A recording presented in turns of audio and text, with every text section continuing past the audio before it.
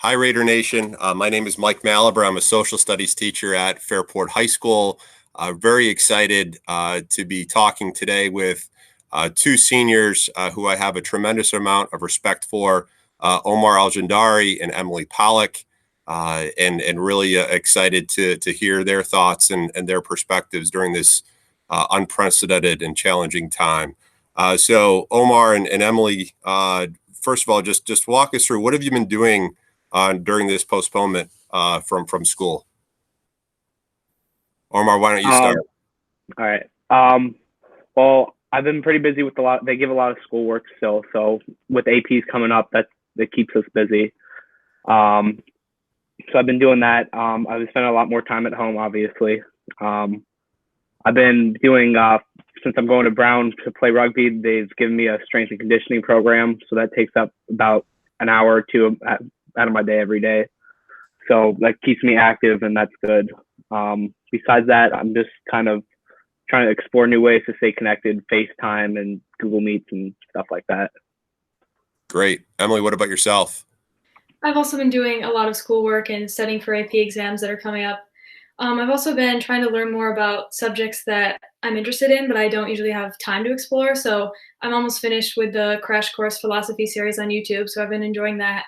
Also doing some reading, just some fiction books that I've been enjoying, and then trying to still keep dancing, even though I'm not in the studio. So I've been doing dance classes on Zoom, which is pretty cool because I've been dancing with people like from different countries, which is pretty amazing. Yeah, that's impressive. Not a surprise that both of you continue to stay highly motivated. What what what drives you, I guess, and why do you think you've been able to stay so motivated and so engaged throughout this postponement? For me, I think it's like I just hate sitting around and doing nothing. Like that's just not who I am. So whether it's like going and working out or doing my schoolwork, it just I want to stay. I want to just do as much as I can, and I like for APs. I want to get a high grade, obviously. So that's a big motivator for me.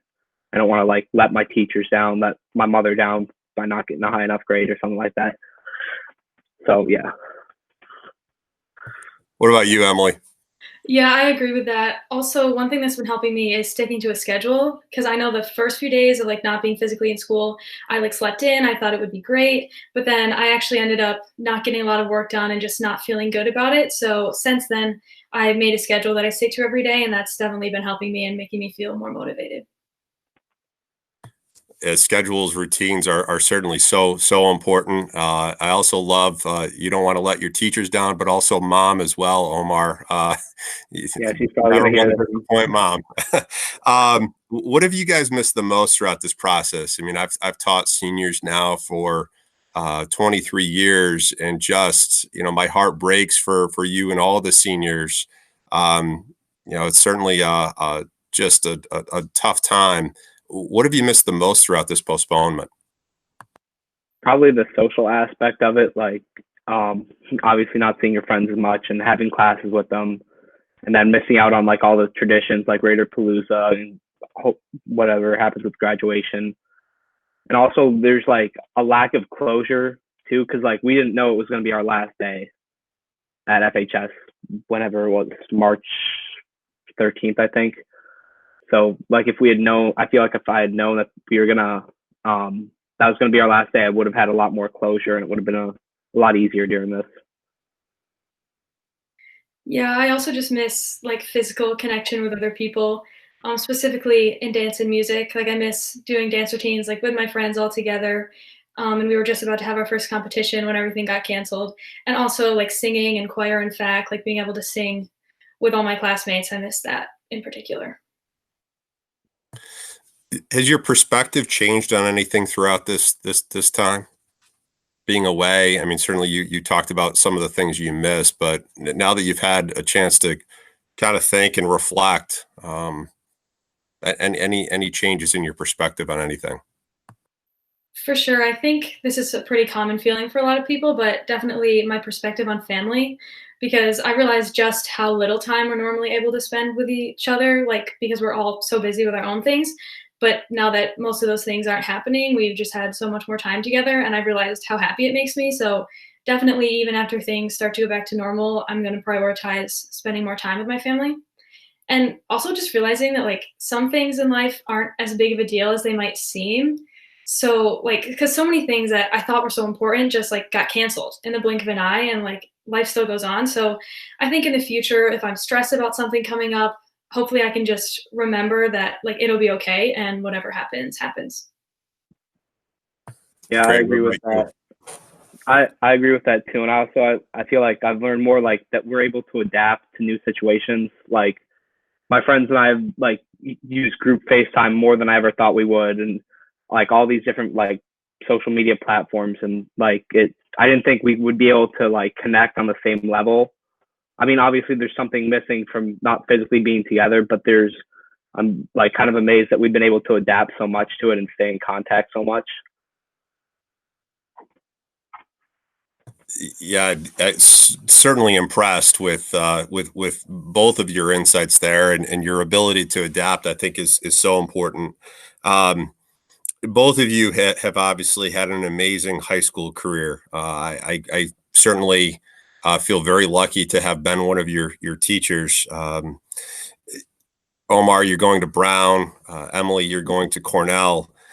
Is this something that was this always part of your path to try to get to an Ivy League school? And what do you think what do you attribute to your success here as a Fairport High School student? For me, Ivy League wasn't a target. Brown was the only one I applied to. Um, I for me, yeah, when I was applying, it wasn't really a huge thing that it was an Ivy League, and I wasn't like aiming for that. Um, but I think just putting in the work and like finding what I enjoyed. And one of the big reasons I applied to Brown was because they have an open curriculum, so I can take classes that I'd like to take and not necessarily all gen eds. So for me, I think what helped me was just like a love of learning and just wanting to explore new things, and as opposed to like just whenever I'm in school, like taking like just like blow off electives or stuff like that. Like I wanted to take stuff that interested me and like explore new fields. Yeah, I agree with that. And for me, I always knew I wanted to go to some university that just where I could learn as much as possible, similarly to Omar. And I think one thing that really helped me get there is definitely just support from my family and from my teachers. I've been so lucky to have amazing teachers at Fairport, like you, Mr. Mallaber, who have just helped me improve academically and as a person and have encouraged me along the way. And especially my AP teachers right now who are working so hard to help us learn just as much as usual, even though everything is long distance and online. They're just doing an amazing job and really helping us. And also my family for giving me a solid foundation that I can always trust to be there. Well, certainly, I think that you obviously both of you have this desire to learn and to grow, and you certainly have an amazing ability to set goals and an ability to work very hard to achieve those.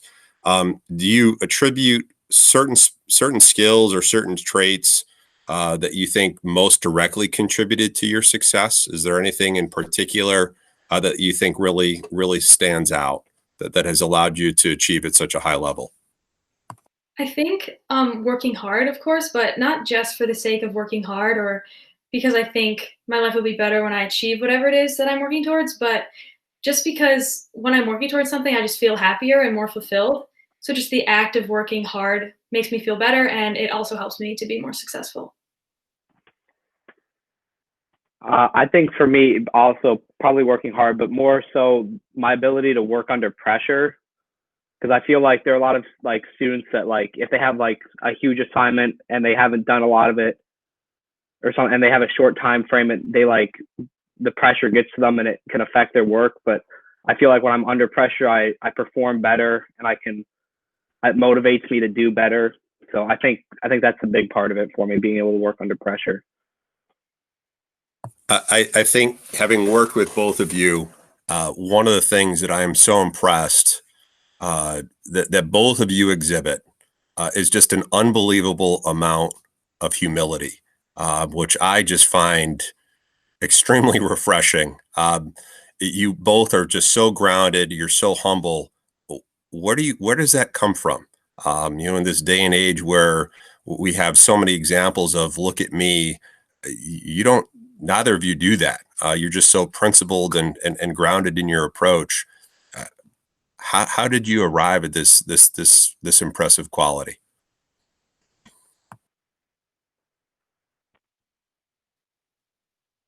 For me, go ahead. Thank you. I think it just from the morals that I've just always had growing up. I know it's really hard to like not to compare yourself to other people, and I don't want to make anyone else like feel like they're not doing what's right for them. So I just try to do what's best for me, and I don't want to like rub that in or anything like that.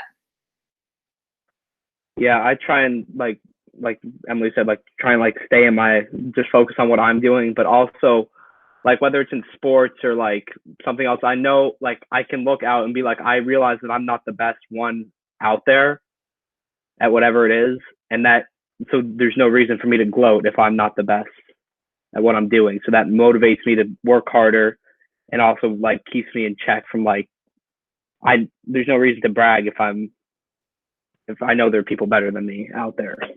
So it's kind of like a self check for me. So just look out there.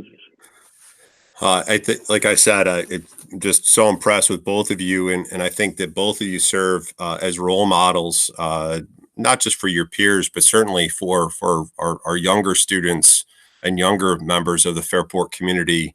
What advice would you give to those younger kids listening to this podcast who aspire to achieve outcomes like the two of you have accomplished?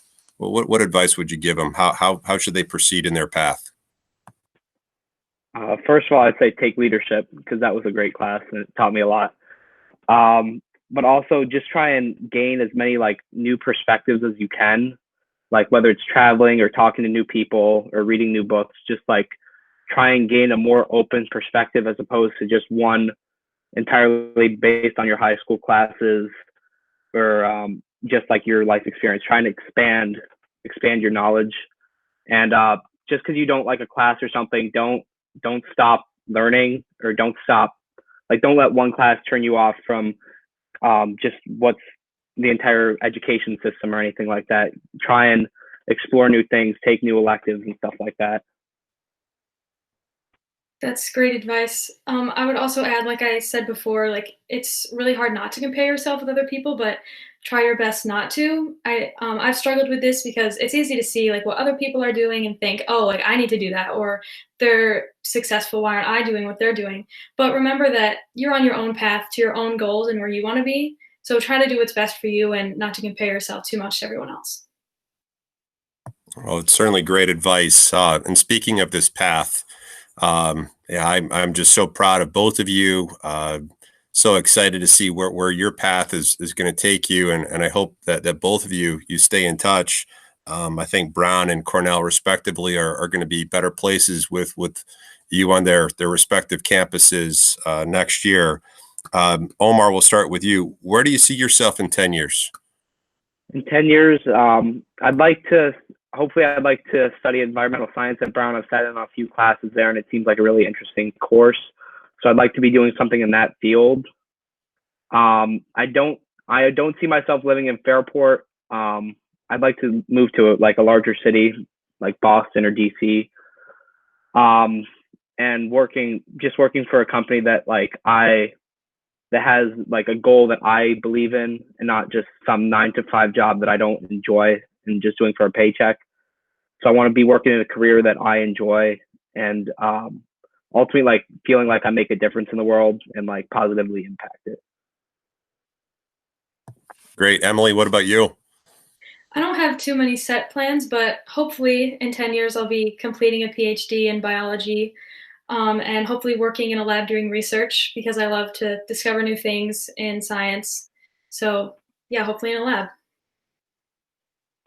Well, I just want to thank the two of you. Like I said, just so proud of both of you. Have the utmost respect for you. I certainly miss seeing you guys, but want to thank both Omar and Emily for for their leadership, their insight. Best of luck to both of you. Thank you so much. Thank you, you. Mr. Albert. Have a great day. Thanks, you too.